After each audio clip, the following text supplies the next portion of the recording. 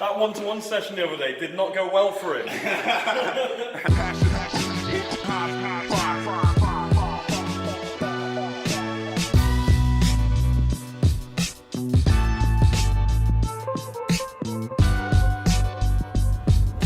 It is Monday morning, heading into the office. I'm absolutely knackered. The past 2 weeks have really taken it out of me. On top of that, yesterday, obviously I was back in the UK yesterday, had to nip down to old IKEA, sort out some desks for Johnny and also for Dom. Dom's been jumping from desk to desk like a hero because I haven't had time to sort him out a desk. Whoopsie. This morning will be Johnny's official start with the company as business development manager. So he's going to be in control of talking to a lot of our clients, ensuring that we're there for them and that they get what they need, building relationships, that kind of stuff. Really focusing on making us just a better company with our business clients, which is something that I feel that we've been lacking because that's usually my job, and then I have to juggle around that with everything else that I'm doing, and now it is going to be just like the sole focus of Johnny, just to be awesome at working with businesses. Let me take a selfie.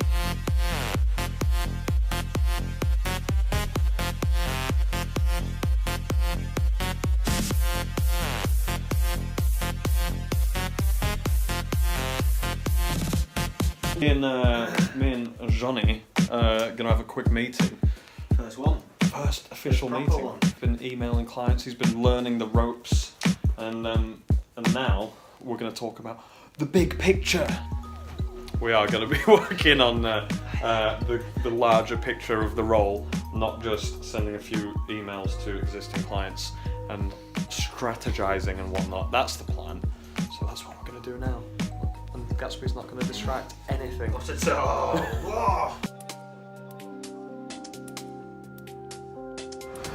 So I'm on Southwark Street with Mr. Johnny Mennell. Hey, Mr. Johnny Mennell. We've just come out of one of our meetings with a new client, which is quite a cool retailer.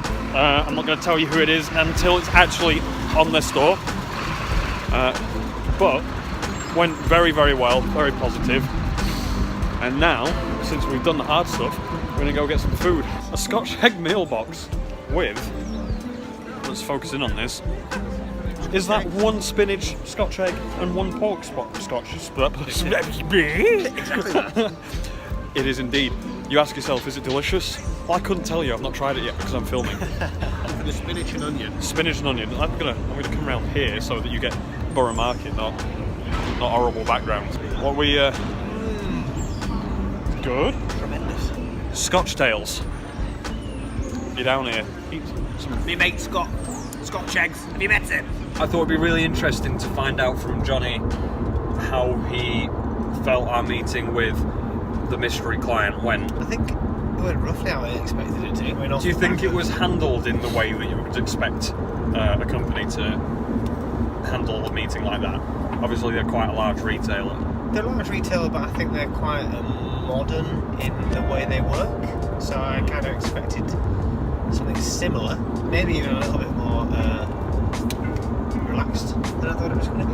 I was saying to Johnny yesterday that one of the things that I always try to do is be more human and more relaxed than most companies would be in that type of situation. I really don't like the idea of that false professionalism that you sometimes get in sales. So talking to people like they're actually people goes a long way. But yeah, I think that was a very happy customer. Yeah. You can make things really difficult with a client when you try to do things in the stereotypical sales way. I really don't think it has to be like that. That straightforward, simple.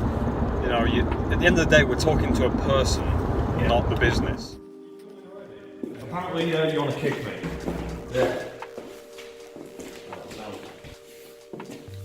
They've got beef. I've got beef. Slide in here. Slide into your DMs, boy. Just bend your back leg, sort of like that. Yeah. A little bit lower. There you go. where he kicks me in the face back.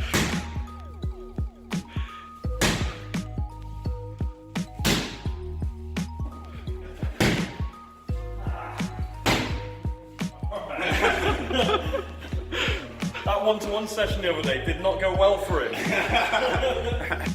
These smell like farts, Craig. Does the office smell like farts? So, go out. So you literally like pull it through, bring it back, and then. You can do that. Yeah. Yep.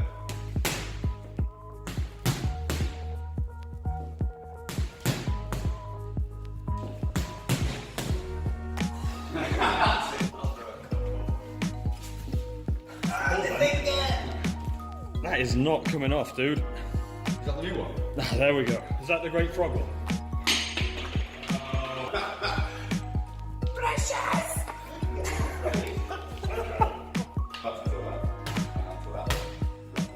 Am my arms too short or are you too far away? Tricky, isn't it? Yeah. Do you want your bobble? Hairband. Left, right, left.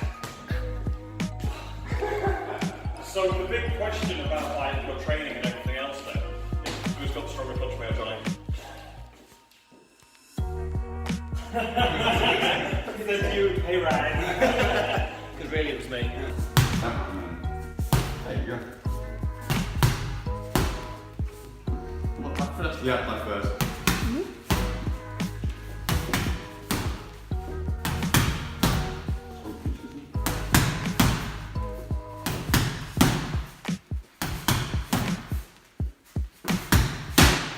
Everybody's gone home for the evening. Johnny's done really well today. Been working a lot with him. He's managed to get, well, today's kind of been his first real day on the job in the office that he's not been just focused on learning or other stuff. And today he's done really well, and I think he's brought on 4 orders. So Johnny, when you watch his back, more of that. Now, because I'm so behind on my work, I'm going to stay here and do some more work. Okay.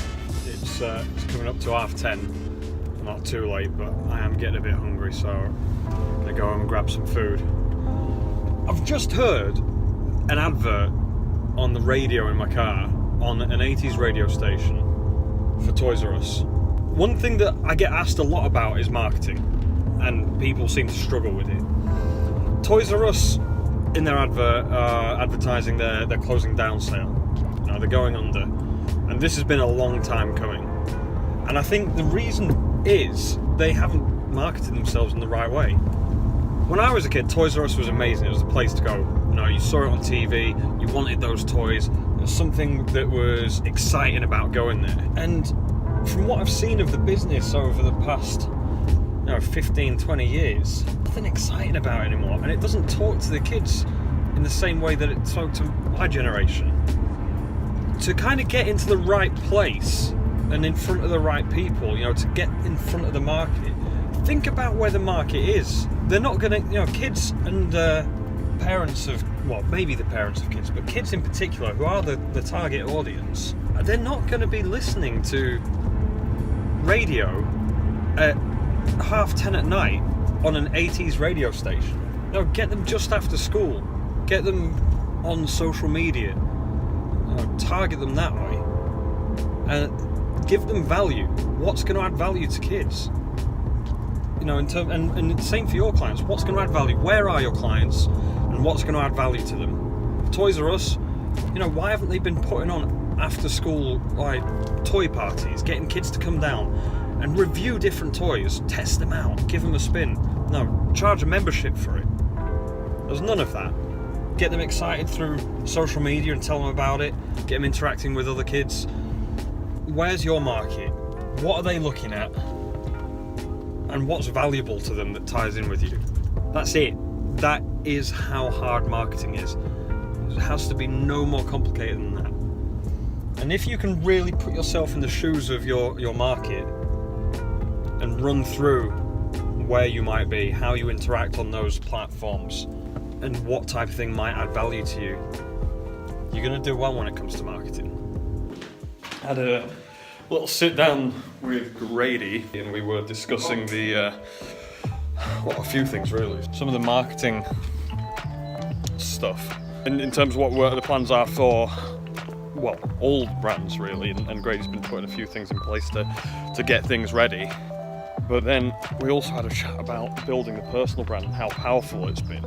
Recently, in my mind, I started to doubt the power of it, whether the vlogs were worthwhile. And then we actually had a look at the analytics and everything else that we've been doing. It turns out it's actually, worthwhile. Yeah. We've had a huge interaction. If you have a look at the total views over the lifetime of the vlog, it was quite, I won't say surprising, but once you total up all the total views on all platforms, you can see how much it has been watching the total viewing time. So we've actually been discussing how we can take that and put it into other social medias and how we can up the content and the value that we're receiving there. I'm quite excited because it's something that I really want to do, but I struggle because of time constraints and ability in terms of design and making things easy to digest and absorb in a visual way. But that's the plan anyway, so hopefully you guys, if you check out my Instagram and Facebook and everything else, you're going to hear and see a lot more valuable content that's hopefully going to, well, make your lives better in some way. And if it's not, let me know and give me a kick up the arse. We have been invited to Statement and Shopify's joint event, which is the Shopify event for the North of England, where I'm going to be on the panel answering some questions for young entrepreneurs, people who have started up their e-com site and are looking for guidance on how to create a successful e-com site. So I'm excited about doing that and seeing what people are building, because I love it when people build things, and I love seeing what they get to build. So very excited for that. Anyway, that's going to be the night. We'll be finished nice and late. We get free pizza, and what more else? What more can you want? They're just getting set up for the event, and Grady is organising my life as always. There's a decent little crowd behind, probably about 40 or 50 people there, I reckon. And Grady's pretending that he's famous now. So, this isn't a short answer. This is a huge question right here. I mean, for us, we are a hugely social brand. Every social platform we use has its own purpose, and that changes over time as well. Our Instagram, when we first started, was definitely the main place where we were. We've got almost 200,000 followers on there. Now our Facebook has a much smaller 17,000 followers, but we find people are interacting with that a lot better. One of the things that we did notice though was when Facebook acquired Instagram, and this can kind of be applied to any social, we found a big drop because the algorithms changed. So what we did was we made a big point to start trying to collect our customer data and keep our customer data. So Shopify is a big part of that. We use MailChimp a lot as well to communicate with people, but as long as we can have that data, no algorithms can change who we contact. That is us done for the event, which actually I thought went really well. The aftermath of that, we got to talk to some awesome people, the response was really good, and I got a free this. So yesterday at the car, yes, on the way to Leeds, Grady broke our camera. And our camera, it's this lovely Canon 600D we use for a lot of the vlogging. Grady went to take some video and images, and we got some weird like night vision stuff coming up. And we thought, don't worry, that's just the screen. It's just the screen. It can't be anything else, can it? No, but we thought we'd try and have a look at the memory card to see what the footage looked like from yesterday. Yeah. So we have this. Wow. Broke. Yeah, the D stands for doesn't work now in the camera. Yeah, 600 doesn't work. Last night we met with an awesome dude at the Shopify event who owns Fitch Brew Co. He gave us some cold brew coffee, which isn't big in the UK at the moment.